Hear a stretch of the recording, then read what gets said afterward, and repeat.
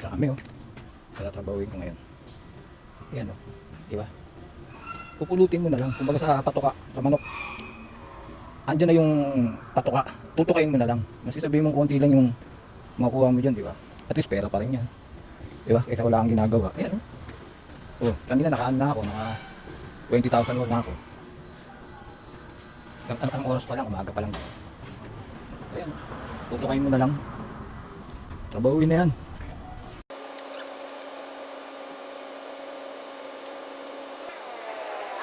Ito yung pagkakaano.